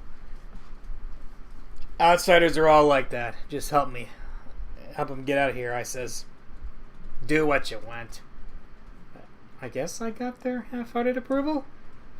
Haru, eh? Like my granddaughter. What a mess. Oh, so that means you're... Yep, he's Haru-chan's grandpa, Kanzo Makishima. A pleasure. I didn't know what else to say. Haru-chan and I weren't on the best of terms so far. Anyway, it seemed like we were past the difficult part. Drove into Saranaga, huh? No, actually, I asked for directions at a convenience store, went down a side road, and ended up losing control at an unpaved section. And then you went in Saranaga. Why didn't you turn around? He wasn't impressed by my choice of actions. It just hit me that I had no idea how much time passed between the crash and my meeting with Chiemi. Takumi and I'll go see it. Takumi's working in the field? It's to get him to leave. Let the boy help. You never change, Kanchan. What's going on here? We were joined by a new inhabitant. Chiemi, who's that guy? Oh, Takumi-chan. Oh, so he was the one we saw in the field. Wow, he sure looked big from up close. All that field work was good for his muscles, clearly. And from what I could tell, he was in his 30s. As Chiemi introduced me and told me of his situation, I found out his name, Takumi Mura. Man, that must have been hard. So old man Kanzo. We'll pick it up. Thought so. Taibei-chan. Wait a bit while I help the guy. I already spread the stuff on the field, so I'll mow the grass at noon. What a good boy. It ain't a big deal. I'll be so quick, you'll think nothing happened. Good to hear. Nothing, eh? Boy. Huh? Me? What is it? You're in Yasamizu. It ain't a good place. It was the place that wasn't good? Not my presence here? We don't like outsiders here. An outsider should let the sleeping dogs lie. So you should hurry and leave. That's the plan. So it's settled? Yep. Thanks, Takumi-chan. I was beginning to understand how things worked here. Although Kanzo Makishima's voice was the most powerful here, it was also important to get Tei-san's approval. Kanzo-san was probably in charge of tackling the settlement's practical problems, while Tei-san provided spiritual and moral direction. And when it was time to be civilized, Takumi-san came and convinced Tae-san, acting as an intermediary. It looked like Takumi-san himself understood such subtleties, and Chiemi seemed to rely on his side of it. Here you go. The lady brought some tea to the old folk. Perfect timing. Oh, Kari-san. Looking forward to getting some food. So that was her name. Oh, we know her last name too. Kaorio Ribe. Sure, I'll make a lot. It'll be a reward for waking up early and working hard. Hey, I'm doing it for Yasamizu, Bachan, and you. It's nothing really. Oh my. These two sure seem to get along. They looked about the same age, too. Would you like something to eat, too? No, thank you. I already ate. Well, then here's some tea. I can also get you a light snack if you'd like. What would you say to some onigiri? Oh, that would be... sorry, can we borrow the phone? We need it real quick. Oh? Sure, but why not have some tea first? Thanks, but it's urgent. Let's go, Haruaki-san. Sure. I didn't look like I could say no. We went up the nearby stairs to what seemed like a living space. At the end of the creaky hallway, there was a black rotary phone, a rarity in this day and age. This is the only phone in all of Yasamizu, by the way. Seriously? Oh, and not a single mobile service provider works in this area. Really? Wait, who do you want me to call anyway? Road service, insurance, stuff like that. And family if you have to. Well, that made sense. Hell, I should have been the one to say it. Like I said, it'd be best if you left as soon as possible. So you should use everything you have. Because outsiders aren't welcome here? Yep. And I shouldn't pry any further, huh? Haruaki-san. I see you catch on quickly. That's good. But you also seem really curious. It shows, huh? Of course it does. Honestly, though, you should avoid sticking your nose into things. Because we'll part ways soon anyway. Exactly. That's kind of sad. Oh, you want my contact info? If you're willing to give. Yay! That makes you guy number 53 on the list. Damn, if that ain't a letdown. We still went on to exchange our info. I can only hope that being number 53 wasn't as big a problem as it sounded. No, that is as big a problem as it sounded. Anyway, I'd still like to know the reason why me being here is such a big deal. I don't recommend it. But why? Because it'd make me upset. You don't like it here? Yeah, I actually hate it. You seem to get along with the people, though. That's just how it looks. I was a huge problem child, so I feel kind of awkward around the older folk here. And there's tons of things you can't see right away. Oh, but I can't say I actually hate the people. With that, I decided to stop prying about this place any further. I'd back away before she came to hate me. Oh, can I ask one thing, though? Oh, gutsy. Go ahead. Do you like that Takumi Mura guy? What? Me? Like him? Yeah. No way. Takumi Nichan's cool and all, but he's too rugged and over a decade older than me. He's out of my strike zone. And he's always only had eyes for Kaori-san. It sure felt like it. They married or something? Nope. Kaori-san's a widow. Well, that seemed complicated. That aside, Chami had been acting a bit strange. Wait, what did I just do? Oh, okay. Man, this game is pretty involved, isn't it? I'm gonna save again. Why'd she drag me away from the tea? It seems so awkward, too. Assuming she hadn't been jealous of Kaori-san and simply didn't want her to charm me, you would mean that she just hadn't wanted me to drink the tea. Why? Also, why'd she feed me cup ramen if I could have just gotten food at the dining hall? Looking too deep into things was part of my nature, though things were never as bad as I assumed. I went on to call my insurance company where I found out something. Apparently this village was hundreds of kilometers away from the nearest service station, meaning I was ineligible for the normal service and had to pay extra. And the extra was no small amount. It actually went over 100,000 yen. Holy moly. I'm spitballing here, but I think that's like $1,000. I'm not quite sure, though. Also, I could have avoided this if I'd taken a more expensive plan. This was all my own fault for not taking the bike salesman's advice. Shit. I said I would consider it and hung up. Then I went back to the dining hall. Huh? Where'd everyone go? The customers had changed completely. Tai-san, Kanzo-san, and Takumi-san were gone now. They were replaced by a caricature of a juvenile delinquent. The fuck are you? He shouted at me. He seemed like he was trying too hard. He then slammed his bowl and chopsticks on the table and stood up to intimidate me. I'm Haruki Fusaishi? The hell? You wanna go? Goodness. Yoshitsugu. You don't talk like that to someone you just met. Shut up, hag. Shiene. The hell's this asshole? Haruki-san, a traveler who crashed his bike. Was that an introduction half-assed?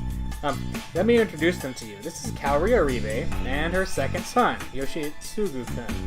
Yasunaga-kun's the first. Huh? Yasunaga-kun, they introduced me to this morning? Yep, they may not look it at first, but they're alike, don't you think? The Aribes. What a unpredictable family. Stop talking about bro, you ugly bitch. Call me that all you want, I'm confident in my popularity. And from what I'd seen, that confidence was well justified. Shit. I'm going back to the city, you idiot. Stupid dumbass. Oh no, Haruki-san, I don't think I can argue with that. What? You were an idiot? Alright then. Stupid, you're stupid. Oh, how mean. Join me, Yoshitsugu-kun. Stupid, stupid. Huh? What the hell? Don't talk shit about Chien, eh? You're pretty conflicted, aren't you? Sorry, Chemi-chan, I was just playing. Wow, one nice reversal after another. It takes quite a man to surprise me. I just don't want to lose to you, that's all. You dating or something? Boy, did I wish. Stop it, Yoshitsugu. You're already late. Change and go to school. Shut up. I ain't going. Mumbling something, the kid walked out of the dining hall, leaving his half-full bowl behind. I'm sorry about that. How embarrassing. He's a really good boy deep down, though. Yeah, I could actually see that. Somewhat. By the way, where are Makishima-san and Muro-san? They went to pick up your bike. Oh no, I gotta hurry after them. Hey, they know where it is. They'll be fine, don't you think? Well, you have to just set it on neutral and push, but I'm not sure they'll know how to do it. And I, of all people, should help. They might go about it the wrong way. If that's all, then you shouldn't bother. Why? Because you're an outsider. I wouldn't suggest spending too much time alone with them. They didn't seem that bad to me. That's because they're adults. Don't assume everyone here is as welcoming as me. I'm an exception. You might get along fine, but you might also set them off. This place is already far from normal. Don't risk making it worse. She's right, I say. They insisted you leave it to them, so that's what you should do. You think so too? Yes, the men here are pretty serious about Yasumizu having its own way of doing things. I could somewhat understand that. A visitor should behave like one. Doing anything more would be uncalled for. It was an old-fashioned way of thinking, but this was an old-fashioned kind of place, for sure. Well, where do we wait, then? At my place. Expected as much, but it still made me curious. Normally you'd expect we'd sit around and drink some tea right here, so why didn't we? As we waited, Chiemi, casually but uncomfortably, told me several things. First, I found out that the people here in Yasumizu were a bit on edge right now. The reason for that was the fact that, excluding me, they had 3 whole outsiders here. I'd assumed this myself from what I knew so far, but apparently yesterday morning a little girl was found straying around the Saranaga Rapids. They couldn't even find out her name, let alone who her parents were, so they didn't know how to handle her. For now, one of the inhabitants was looking after her. Like I'd been told, the more superstitious inhabitants, Tae-san mostly, saw her as a bad omen. I suggested leaving her to the police, but Chiemi didn't seem to think it was a good idea. It barely made sense to me, but if I were to believe her, things around here were such that not even the cops could do anything. And apparently the remaining 2 outsiders were a pair of journalists gathering info for a magazine article. Unlike the little girl and I, they'd come here via the normal route, through Kami Fujiyoshi, and therefore weren't considered a bad omen or whatever. Still, even normal outsiders put the people here on edge. Through this talk, I also got some details about the area itself. Yasumizu was a settlement part of an autonomous region called Fujiyoshi Village, or simply Fujiyoshi. It had also been on the map I'd been shown at the store. Fujiyoshi was split into 2 areas, Yasumizu and Kami Fujiyoshi. They were separated by a mountain. Going to Kami Fujiyoshi took about an hour by foot, or 20 minutes by car on the winding paved road. Side note, the school the students went to was in Kami Fujiyoshi. These 2 settlements had ties so strong they shared customs and culture. Chiemi said the local seasonal events were quite unconventional. I asked her to elaborate, but all she could say was that Yasumizu had a special meaning to Fujiyoshi. She was making me more suspicious than I wanted to be. $907. Oh my gosh. For that is a lot of money to get your bike towed. The conversation wasn't nearly exciting as the one we had last night. Well, at least I found out she didn't have a boyfriend right now. Very intriguing. It was nearly noon when Takubi-san came back, ending my waiting game. Side note, the door was fully open the entire time we waited. It was probably a Chiemi's way of saying that nothing bad was happening here. Man, bikes sure are heavy, huh? Ain't as heavy as the boar I caught last year. I didn't expect them to just carry it here. Like, sure, there were 2 of them, but just how much mass did you have to haul a 200-kilogram piece of metal so easily? The unpaved road and the river made my sweet ride really damn muddy. How'd you bring it up the cliff? There's a pulley. It would bring stuff up from the bottom every now and then. Takumi. Oh yeah, now's not the time for that. Hey, you think this thing's alright? Looks pretty damn wet. I'm not sure. I'll check. I'll leave the rest to you then. Oh man, this took longer than I thought it would. Be fine if I do the sharpening tomorrow? I saw them off with a loud, "Thank you!" Now then. Need help? I'll see what I can do by myself first. The worst part of the repairs was right at the beginning. I wanted to start by washing it, but that old lady, Waki was her full name, got really mad at me. She didn't want any Saranaga mud on the ground here because it was corrupt or something. but this plaza was the only place with easy access to a water supply tap, so I did my best and convinced her to let me wash it as close to the edge as possible. Once it was clean, I could start checking what was wrong with it. It actually looked pretty good. Beds in places, sure, but the wash got rid of the bed sound the wheel made. The only problem was that both tires were flat, and it was a pretty big one. You didn't bring tools? No. Aren't you supposed to wherever you go on a bike trip? I just thought I could call road service and they'd do all the work. So unprepared. I have no excuse. Honestly, I was having a moment when I went out. Didn't think things through. Oh, can I ask what happened? My girlfriend left me. That seems like a lie. It wasn't. In any case, somewhere to get tools to fix a flat tire. There might be some in the Nosato Mansion. Yep, it's the biggest place in Yasumizu. If you can't find something there, you won't find it anywhere else in the village. I see, then let's give it a shot. I don't really recommend meeting the guy, but I can't think of any other ideas. Somebody important again? Yep, and he's kind of messed up to boot. And so we walked up the hill and arrived at this so-called Nosato Mansion. From what I could tell, it was located at the highest point in the settlement. And like Chiemi said, it was definitely a hell of a building. It had an elegant Western design, which probably looked better if the place had been better maintained. The yard was overgrown, and the building itself was pretty much buried in ivy and small trees. If somebody told me it was cursed, I would instantly believe them. Do people actually live here? I wonder if the intercom works. She pressed a button next to the aged iron gate. Yasumizu was a quiet place, so I could easily hear the bell ring inside. Should we try again? Let's not. We'll piss him off. Moody guy, huh? Moody? Yeah, that's pretty accurate. I wasn't sure what she meant, but I opted to just wait rather than ask more questions. Soon enough, the person in question walked out of the mansion. What is it? Who are you? He wasn't young, but he didn't look middle-aged either. He certainly looked high-strung, that much was sure. Hello, Nosato-san. It's Serizawa. I know you, Chiemi Serizawa. I'm asking the young man with you. Araki-san, this is Kiyonosuke Nosato-san. Kiyonosuke-san, this is Haruki Fusasu.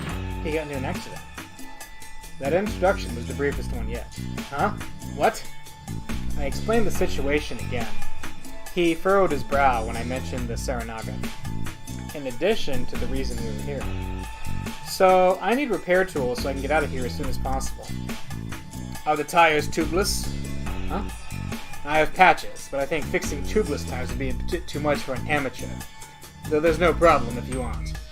Oh, but if the tube bursts, you have no choice but to change it. I don't have any spares, obviously, and I wouldn't give them if I did. Sorry, but I'm not too knowledgeable about that. What a waste of time. I recommend spending however many thousands you need to have a repairman come and pick you up. I had no retort to that. Oh, but Nosato-san, I don't think we can have any more outsiders come here right now. Huh? Haven't you been to a proper city?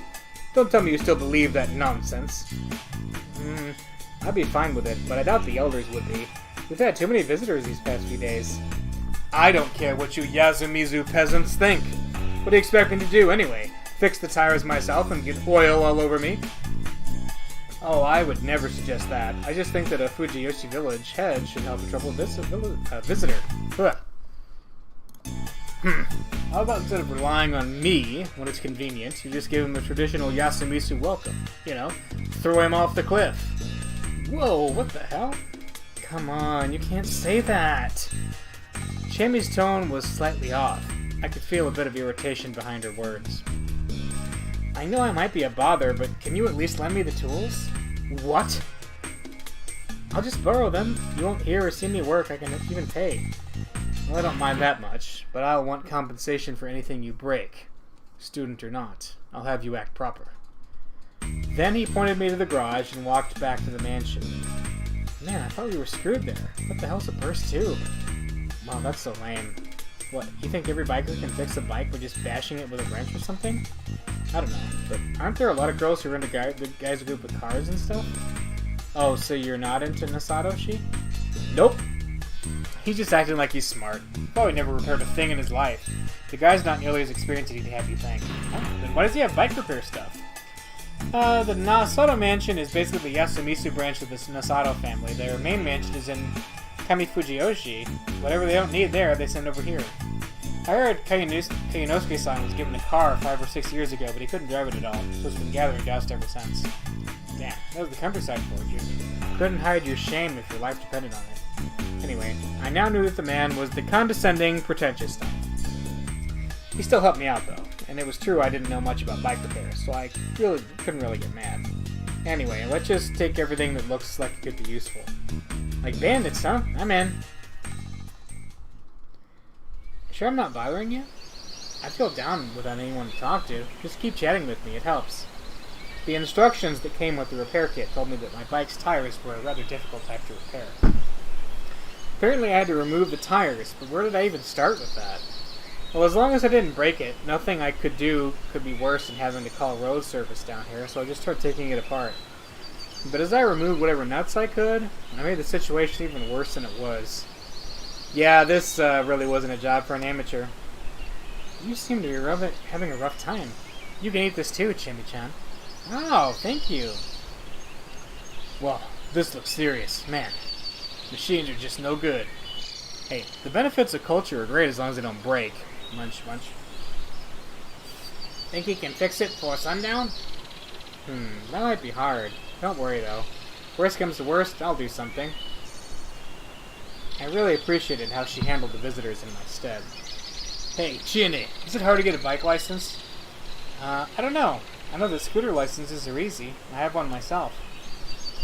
Mid-sized bike licenses are pretty hard to get. You need even to take a course, just like with cars. You like bikes? The hell? What's it matter to you? How much was that, anyway? 800,000 yen. Brand new. Oh, shit. That's way too high. You an idiot or what? How'd you get that much? Part-time jobs and all that? And you gotten into an accident. Poor Haraki-san. Chami-sensei, if I may ask, what happened to my share of the food? Oh no. I ate it all. Poor Haraki-san. I didn't want sympathy from the one responsible. As I told her off for not leaving me any food, I somehow removed the tires. I can only hope I'd be able to fix this up. I'd had this thing for less than a month, but the trouble it was putting me through made it feel somewhat dear to me. I wanted to fire it up again and make it go as fast as it could. Suddenly heard an engine. Felt like he was mocking me. Hold on, an engine? Here? I stopped working and turned around to see an unfamiliar van driving up the plaza. Barring the classic-looking pink piece of junk in Misato's garage, this was the first time I'd seen a car here. As far as I knew, no one living here actually owned a running car, so... Those are the journalists I told you about. I knew it. Once the van stopped, a lady stepped out of it. Hello! Oh, she's pretty. Hello! I'll be bothering you again today. You're a new face. Oh, hello. My name's Haraki Bike Crash. Don't be so hard on yourself. Crap. That was no time for an inside joke. I quickly introduced myself properly. Oh, I crashed not too far away, so I'm stuck here for the time being. I see, so you're a student. Sorry about the trouble you're going through. Oh, and this is me. The woman gave me her business card. Hisako Mamiya, a freelance writer. Her pen name was Kyoko Husei. Have you ever read Kyoko Husei's articles? Sorry. Figured. I'm not a big name yet, and the magazines I do get printed in are marketed for housewives and the elderly. That's some pretty intense competition. What do you write for, anyway? Food reviews? I specialize in unusual dishes. Like the foulest-smelling canned food in the world or something? Yep. Well, your usual brand of weirdness doesn't attract much attention these days, so I'm looking for more minor culinary oddities local to Japan. Anyway, if you know any weird dishes from your hometown, do tell me. I'd travel the length of Japan to give it a try. A student from the lab I frequented once made pork miso soup with a mushroom he found on campus. We had mass hallucinations and no flashes of brilliance or poisons, please. As we chatted, I became curious. By the way, weren't there two of you? Yes, I'm here with my partner. He just needs some time to... Oh, there he is. I looked at the van and became completely awestruck. It felt like the van had shed its skin or something. It made no sense, but seriously, how did this fit in here? Whoa. He was gargantuan. Takumi-san was something, but this man was the level of a foreign heavyweight wrestler. Though unlike Takumi-san, the man was primarily fat, rather than muscle. As he walked out of the driver's seat, the van shook wildly. Yudai Hashimoto-san, photographer. He's way more famous than me. He works in all sorts of fields. I imagine you've seen some of his photos without even knowing it. I didn't know much about photography, but I was definitely convinced. There was a certain kind of authority, or gravity, around him. He wasn't saying a word, and I couldn't tell what he was thinking. Nice to meet you. I'm Haraki Fusashi. Was he even alive? Hello.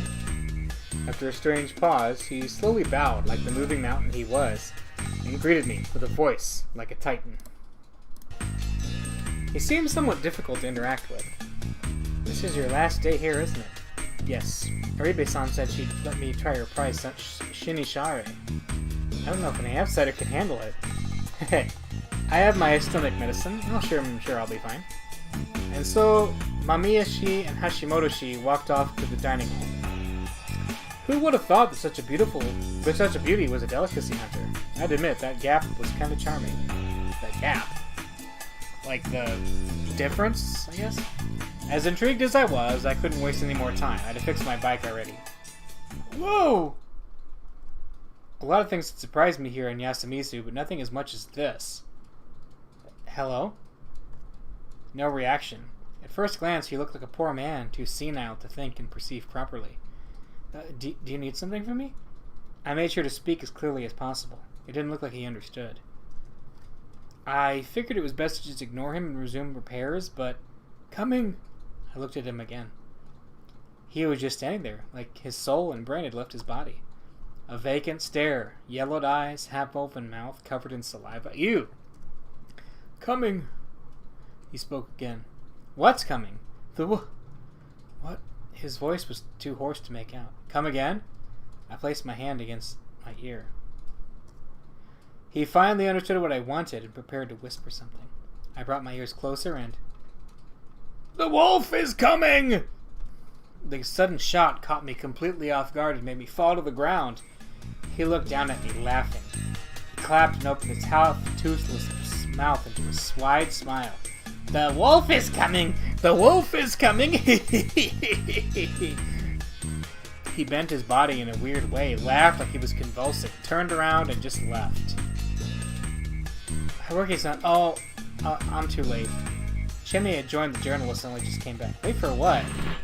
Gramps over there loves messing with strangers like that. Wait, that's your grandpa? No, I don't even know his name. He's been in Yasumizu forever, and he's always like that. It looks like he was just messing around, and more like he's a bit touched. Yep, everyone calls him the old man who cried wolf. Named after the boy who cried wolf, I assume. Doesn't work as well, though. Wolves, eh? As far as I knew, there were no wild wolves in Japan. They used to be. But after the last sighting in either the Meiji or Showa era, they've been considered extinct here.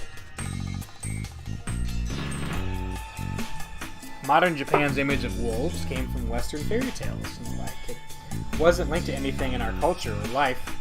Even the boy who cried wolf was a Western tale. Did his brand of insanity make him repeat his tale or something? A bit weirded out by the circumstances, I went back to repairing my leg. After a bit more time, I somehow took off the rubber from the tires and removed the tubes. Both tires were pierced by some really rusty nails. Ugh, it's kind of shit. Stuff only happened at the worst of times. Then I applied the patches and filled them with air using a manual pump. I wet the tubes. There were no bubbles, meaning no air was leaving them. Things were looking good. Ugh. After the high schoolers came back from school and passed by, no one else stopped to talk. Chemi was looking a bit bored now. I think I got it. Seriously? But it all seems so hopeless. Well, sorry. Though I still need to rebuild this. It's going to be a lot of work. You'll be able to leave then? Yeah, believe me, I knew I shouldn't stay here long. I can take a hint. That's great. She didn't seem to care that much. Guess I had no chance with her, huh? You've been at this for hours. How are you holding up? Need a break? Well, I'd be better if a certain someone didn't take away my lunch break. Hey, I gave you some crackers, didn't I? Like that was enough to sate a guy in his mid-20s. Yeah, still, I'm pretty fine. I'll push forward a bit more. You can go if you want. I've been introduced to just about everyone here. There's 2 people you haven't met yet. Really? Well, there was no real need to, right? I'll stay around a bit longer. I came back here because I was bored, and it's not like I'm busy. Couldn't you play around with your 52 guy friends? I take it back. I came back because I wanted to be bored. Living in the city is so annoying and tiring, especially with 52 guys texting you all the time. Oh. Sorry, I lied about the 52 guys. Why? Because I wanted to keep you in check, I guess. Why would she pull a tactic like that only to reveal her hand? Hey, did you really get dumped by your girlfriend? And now she asked me that. I did. Honest. I see. Well, after that relentless assault, it wouldn't be fair unless I played my own card. You want to come with? Huh? It's a two-seater? Yeah. There's even an extra helmet. It's not dry yet, though. I'm obviously leaving soon, so unless you have something planned, you can join me. We can even go on a bike tour. If you have enough time, I can take you anywhere. Flexible, open to fine-tuning, wild and charming. This was a good date invitation, if I say so myself. That sounds great, and I have no plans. Oh, I'll go get my stuff then. Chemi smiled and turned around to head to her place. She then looked back at me and... You should hurry before I change my mind. Yeah, sure. Well, that made me motivated. This was one tiring trip, but at least I met someone good along the way. I just forget everything I didn't want to remember while on the road with her. I could only hope that clever girl and I would eventually grow closer. With that ulterior motive in mind, I resumed rebuilding the bike. After several failed attempts, I was finally making some good progress putting the bike together. Afternoon had passed and it was almost evening. At the rate I was going, I'd definitely be working while it was dark. Would that even be possible? It might be way past midnight by the time I was done. Jimmy might dump me for that. Man, life sure was hard. The plaza I had worked in was now totally empty. There was no one around but me. All I could hear was the wind, the frogs, and the tools in my hands. It was desolate, to say the least. I suddenly felt really weak. It made me keenly aware of being in a place I didn't belong, and that I was preparing to escape. It was an oppressive atmosphere, like the bars of a cage were slowly swinging shut. What's this, Hierarchy? Think you're going to get attacked or something? I tried to laugh it off, but it didn't work. As I became more conscious of my surroundings, I began to hear things I hadn't noticed before. I heard a voice. Someone was singing. It was an inarticulate little girl's voice. I stopped my work. Before I knew it, I'd put my tools down and gone looking for the source. Was I that starved for human presence? Or did the malaise make me feel like I was in danger? I walked down the hill to where the song came from. Passing the tall grass, I arrived. Guardians are... It was a strange sight. The field was covered in tall grass. There were countless rocks peeking out of it. Unlike the boulders all over Yasumizu, these were only up to my waist. They looked like gravestones. 6, the bad jar hums along great within an array of bricks. The field extended into the dusky western sky before ending at a cliff. This was the lowest spot in Yasumizu, the border to Serenaga. There was a large pine right at the edge. 8, the donut bologna rice snows on the mountain. Donut bologna rice? What the heck? What? The sun, evening sun, the stones, and the pine's shadow gave the field a strange aura. A little girl was running through it. Her steps were awkward. At this moment, the space was alien. I felt like I was looking at a Giorgio de Chirico painting. Okay. The place felt like it didn't belong in this world. Suddenly, I came to understand that this place was special. It was a sacred, mystical ground where no outsiders were welcome. The girl fell. Are you okay? What? Arrow forward, run to, with no hesitation, arrow forward, the little girl. What? Ah. Help up. Half-crying little girl. Muddy clothes. New graze on Band-Aid covered kneecap. Wait, what? What is this? Wait, what's happening?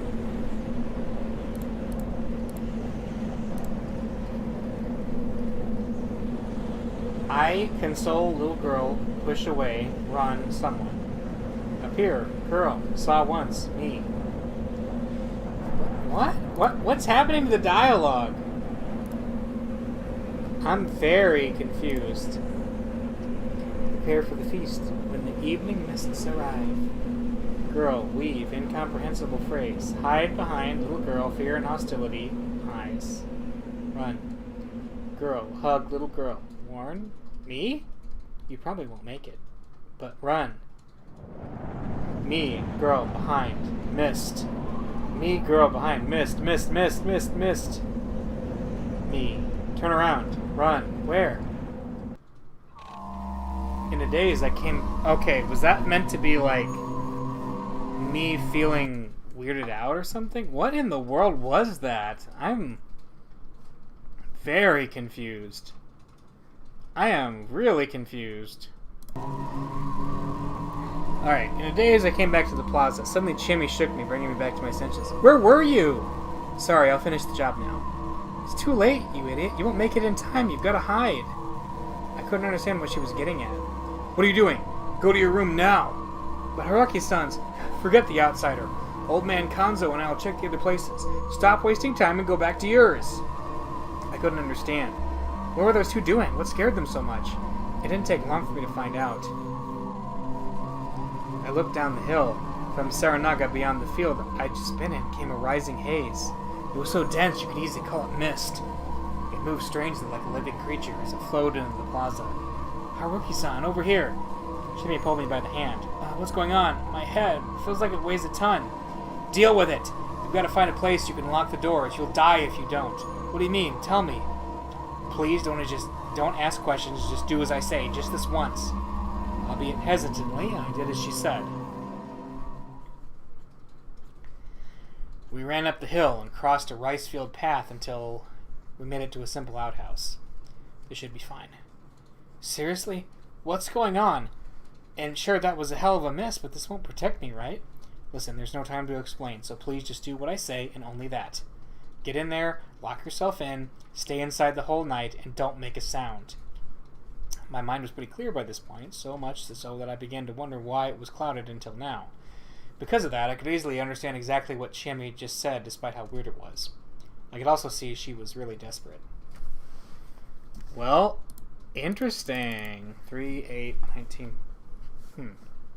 So apparently I need some keys to not hide in the outhouse. I guess I'm going to hide in the outhouse. Well, that's a hell of an order. Haruki-san. Just so you know, pulling that off is pretty hard. When I do, I'd like a good reward and an explanation. Sure, I'll tell you everything. So please, survive the night. The words, the teary smile. None of it looked fake. See you then. You gotta hurry, right? Yep. Haruki-san? What? I'll tell you tomorrow. Leaving me one hell of a homework assignment, Chimmy ran off. The place was covered in the mist by now. I could see it rising to take over the fields, too. Anyway, a promise was a promise. 10 minutes later, I began to wonder what I was doing. Was I really supposed to spend the night here? The outhouse wasn't a prefab like you'd find in construction sites. It was a shack built by hand. It merely happened to have a toilet unit installed. It was Japanese style, so I couldn't even sit down. All I could do was stand. Another problem, it was the type of toilet that periodically had to be pumped empty, so the smell was really bad. Sure, there was a cover on the toilet unit, but without any kind of air freshener anywhere, the smell of ammonia could only do so much. The only good thing about being here was that if I had to go to the toilet, well, mission complete. But what of it? Again, was I really supposed to spend the night here? The question quickly made me realize how stupid this was, and I began making assumptions to make this easier for myself. Was I being pranked? Or was everyone here just crazy? How the mist had already filled the surroundings, and there was no way that this shabby outhouse protected me from it. The air here already felt misty and damp. The temperature here was low, so I could still bear it somewhat, but staying here all night would make me all wet. Again, I wasn't safe from the mist here. That considered, I'd probably be better off sleeping in the grass outside than staying here. The reasonable part of my mind urged me to stop playing along with these hicks. However, get in there, lock yourself in, stay inside the whole night, and don't make a sound. Sure, I'll tell you everything. So please, survive the night. It is Silent Hill, isn't it? Well, we needed some air raid sirens. My sense of duty made it hard for me to break the promise I'd made to her. Actually, that wasn't quite true. I was more intrigued by the prospect of learning more about this place. Anyway, I took the time to compile what I'd found out today. This was the Yasumizu settlement, a special part of Fujiyoshi. It was situated right next to the Seronaga Rapids. The people living here were Chiemi Serizawa, Yasunaga Oribe, his family, Kaori Oribe and Yoshitsugu Oribe, Chikamochi Kamishita, Haru Makishima, Granddad, Hanzo Makishima, Taie Yamawaki, Takumi Muro, Kiyonosuke's Nosato. Seemed like he was some Kamifujiyoshi, placed on the other side of the mountain. For some reason he lived here now. And finally, the old man who cried wolf. Those were the 11 people I'd met, and Chiemi said I had 2 more left. Hey, what about the gas station attendant? She lives here too, right? That's what I mean by the 2 I'd met by that pine were the ones.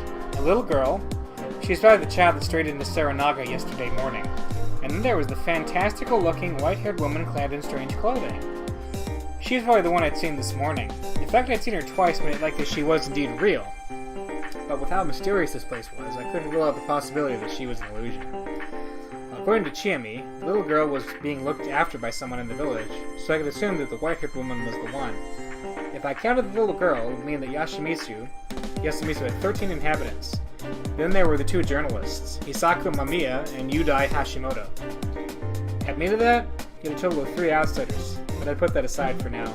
Anyway, time for an assessment. Yesterday morning, a little girl strayed into Seronaga. To make it worse, no one, not even herself, knew anything about her. She instantly got branded as an ill omen. The next day, Chiemi, who was in Seronaga for some reason, found me there. They recognized me as a proper lost person, but since I came through Seronaga, I was also branded as an ill omen. From what Kiyonosuke Nosato said, it was safe to assume that it used to be customary to throw people like us into Seronaga. And then there was the mist. The girl said something mysterious. Prepare for the feast when the evening mists arrive. I can only assume it was related to the same superstitions. After all, the mist came from Seronaga itself. Even the river seemed to be central to the local customs and ideas. With that in mind, how was it dangerous? What was going to happen now? Yomibito, as in people from Yomi, the ancient Japanese land of the dead? Dead people came back from Seronaga, and they were corrupted. Well, that gave room for some wild ideas. Is this some sort of pathogen in Seronaga that rose up with the mists? Did it turn people into zombies? Was I about to be a part of a Japanese Resident Evil? Wait, that was already Japanese. What if you had a 10% chance to be infected by the mist, but a 100% chance to be infected by another person? That explained why everyone had to isolate themselves like this. If I became a zombie, I probably wouldn't have the mind to unlock the door. So basically, by locking myself in here, I was quarantining myself. I hadn't put all that much thought into that, but it seemed like a good story. Sure, stuff like the boulders and the wolves didn't fit anywhere into my idea, but it was still interesting. Then again, I knew this was Hicksville and all, but would a situation that science could explain so easily really survive the modern world? It seems so weird. Get in there, lock yourself in, stay inside the whole night, and don't make a sound. Don't make a sound. To be frank, the reason why I spent so much time on these delusions was because I was scared of things I didn't know or understand. In the past, people used to attribute stuff like natural phenomena and diseases to gods, devils, yokai, and then do nothing but fear them. They were scared of these manifestations of monsters and whatnot, but on the other hand, it was better than not seeing or not knowing what they really were. The fact that you could die to things you couldn't see or understand made life really unreasonable and unfair. That was why it was very logical to give things names and mental images in order to recognize and memorize them. My fear of things I didn't know was the same, except I wasn't satisfied with just labels or hypotheses. I needed to reach the truth. That aside, what I was feeling right now wasn't a fear of the unknown. It was a realistic, practical fear of something that could endanger my life. Get in there, lock yourself in, stay inside the whole night, and don't make a sound. That meant outside lurked something dangerous that could hear sounds.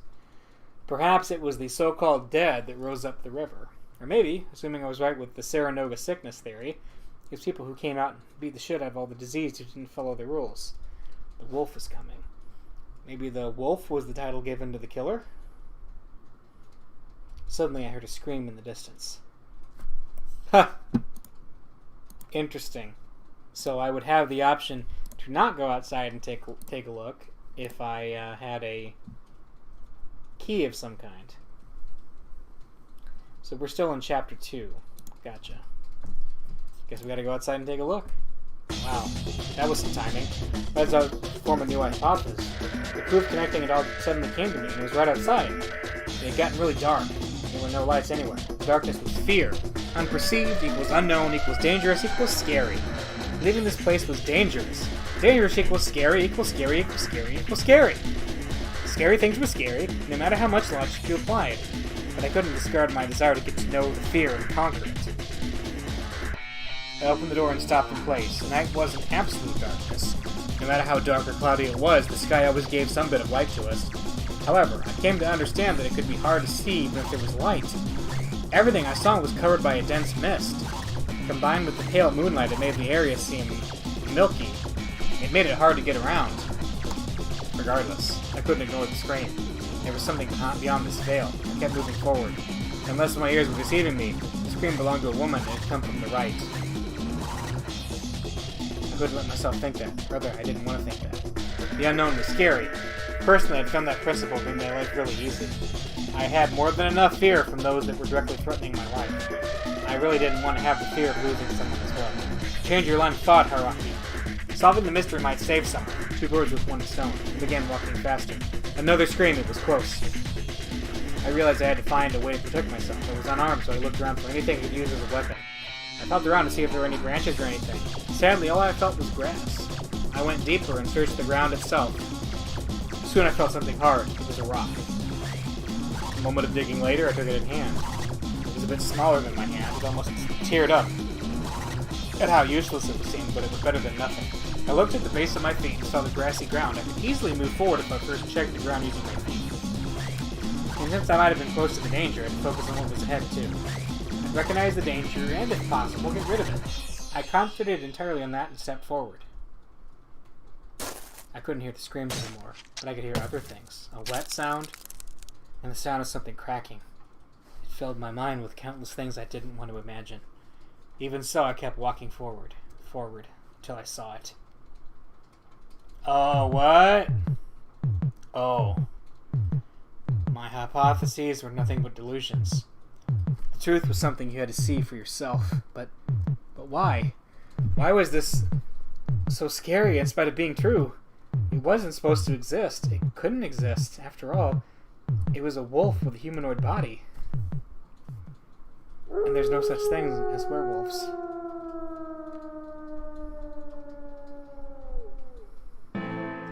The next morning, in a paddy field in Fujiyoshi Yasumizu 3rd block, someone discovered a thoroughly mangled corpse. The clothes nearby led the discoverers to conclude that it was the traveler, Haruki Fusaishi. Oh no, we're dead! He's still moving! Strangely enough, I could perceive this particular moment. Yomibito, purge him! And so I, goodbye Haruki-san, was finished off by the girl. The feast begins. The last thing I heard, I'll hang the was that. What the heck? Raging loop. Unveiled arrival. Okay.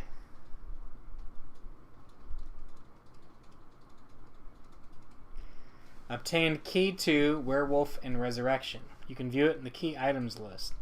The route unlocked by this key is represented by the same number on the scenario chart. Okay. Game over. Bad ending number 2. We're dead. Watch hint corner? Yeah, sure. What's the hint corner? Hey there. You done it now, eh, Chief? Huh? Me? I don't mind me. I'm just an insignificant interface character. You can call me Sheep. This is a space between dreams. That bastard Haruki Fusaishi can't see it, so feel free to kick back and relax. That said, you can't stay too long. I'm busy, so let's get down to business. As you'd expect out of a hit corner, I'm here to help give you some helpful advice in your time of need. First, let's get all the game explanations out of the way. Well, I said you'd done it now, just before you were actually fated to arrive here from the start. I mean, you only had one choice, right? There should have been one below it, but it had a lock marker next to it. You couldn't pick it. Well, but just so you know, redoing Chiemi Serizawa's idiotic quiz is pointless. None of those choices will change a thing. I think it was explained to you back in the tutorial, but let's review Raging Loop's structure just in case. As you experience for yourself, you'll definitely die in Raging Loop. Why is that? Because many choices are locked, and you'll need keys to unlock them. These keys are spread throughout the story. You need to die to obtain most of them. That's why death is unavoidable. It seems Haruki Fusashi can retain his memories for the next time, even if he dies. This is a system to replicate that. So here's my piece of advice. If you get stuck, try dying! It's great life advice. There are many keys lying within the story's many bad endings. You can also obtain keys from some surprising outcomes. Of course, it's possible to get all the keys and finish the game without seeing all the bad endings, but I'll leave that up to your playing style. As for Bad Ending 2, also known as Toilet Man's End, oh man, that's like the worst death ever. You need Key 2 to avoid it. But that won't be a problem for next time. Did you notice? You already obtained Key 2 by dying it. You can check the details of Key 2 from the keys list in the menu. You can check it out there. But basically, Haruki Fusashi now knows from experience he'll die if he goes out at night. That's what makes a new choice possible.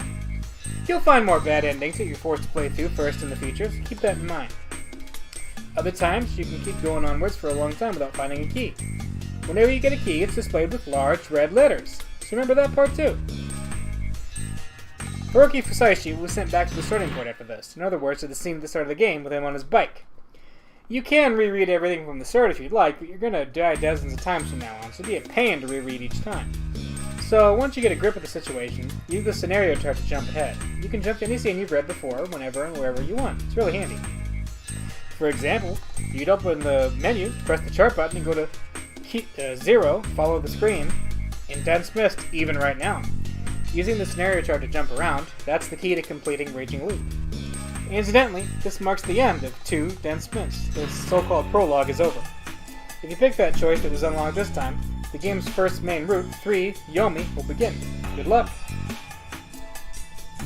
Next time you come across a locked choice, look to the right side. You should see the number of keys you need to unlock it. What appears in the scenario chart too. It makes it clear what's locked and what key numbers you need. Handy system, huh? By the way, here's a little tip. You won't be getting key 1 for a long time. You didn't miss anything, so relax and just keep playing to your heart's content. That took a while, and I'm busy. Well, that's enough for this time. Die another hearted death next time. Thanks, Mr. Sheep. Guess it was just a dream, right? Do better next time. 1 sheep, 2 sheep.